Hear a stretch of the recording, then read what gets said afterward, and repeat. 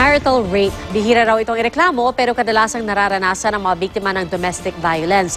At sa isang landmark decision ng Supreme Court, isang lalaki kamakailan ang nasentensyahan ng reclusion perpetua dahil sa panggagahasa sa kanyang asawa. Live mula sa Quezon City, may report si Cara David. Cara? Yes, Pia, tama ka dyan. Mula 1997 hanggang kasalukuyan sa kauna-unahang pagkakataon dito sa ating bansa, isang lalaki ang nahatulang makulong ng panghabang buhay, dahil sa kasong marital rape o panggagahasa sa sarili niyang asawa. Sa desisyon ng Korte Suprema, reclusion perpetua ang ipinataw na parusa sa isang lalaki mula Cagayan de Oro dahil sa pagpuwersa niya sa kanyang asawa na makipagtalik sa kanya. Saksi sa insidente ang dalawa nilang anak. Sa desisyon ng Korte Suprema, nakasaad na ang marriage license o lisensya sa kasal ay hindi lisensya para abusuhin at piliting makipagtalik ang iyong asawa.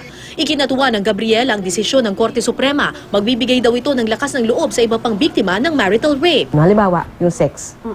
Kahit ayaw nila, dahil yun ang kanilang kaalaman at yun din yung parang, kalakaran. Obligado. Kahit ayaw mo, kahit pagod ka, kahit hindi mo gusto. Kasi asawa ka. Dahil asawa ka lang. Taon-taon, mahigit 400 kaso ng domestic violence ang natatanggap ng Gabriela. Mahigit 100 dito ang pisikal na inaabuso. Wala ni isa ang nagreklamo sa kanila ng marital rape. Pero nang suriin ng maigi ang bawat kaso, nalamang karamihan sa mga asawang binubugbog, nakakaranas din ng marital rape. Pag pinalalim mo ang counseling sa kanila, doon lang nila marirealize na yung ginawa sa kanila ay hindi lang emotional abuse. Halimbawa, yung pipilitin. No? Yun pala ay rape.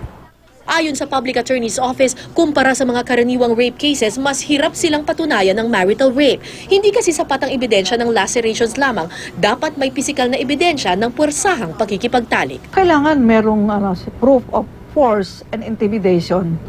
Kaya ang dapat sa isang babae, kung ang claim niya ay ni-rape siya ng asawa niya, kailangan may medical certificate siya, may proof talaga na may bakas ng pamimilit o pananakot.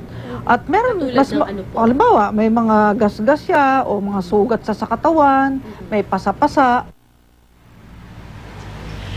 Pia, itong batas on marital rape ay naipasa noong 1997 pa. So yun nga, 17 years yung hinintay bago nagkaroon ng landmark case at decision tungkol dito. Pero umaasa yung mga women's group na sana through this case and through this decision of the Supreme Court ay kahit papano mamumulat yung kamalayan ng mga mag-asawa, partikular na yung mga lalaki dahil sila naman yung palaging na tungkol dito sa domestic violence na hindi porket nanumpa kayo or nangako kayo na magsasama sa hirap ay ginahawa, ay ibig sabihin na to ay hindi nyo na re-respetuhin ang karapatan ng inyong asawa. Pia? Cara, sabi mo nga, ibibihira yung mga naghahain ng reklamo. So, yung mga women's groups na nakausap mo or halimbawa yung Public Attorney's Office, meron ba silang mga hakbang na balak gawin para nga ito nga mamulat na ang mga kababaihan pati na rin yung mga kalalakihan sa ganitong klaseng sitwasyon? Pia, alam mo, tinanong ko yung Public Attorney's Office, pati na rin yung mga women's group. Wala ni isang kaso na lumalapit sa kanila para magparatang na sila ay ginahasa ng kanilang asawa. Ang ginagawa na lang ng mga women's group ay ganito.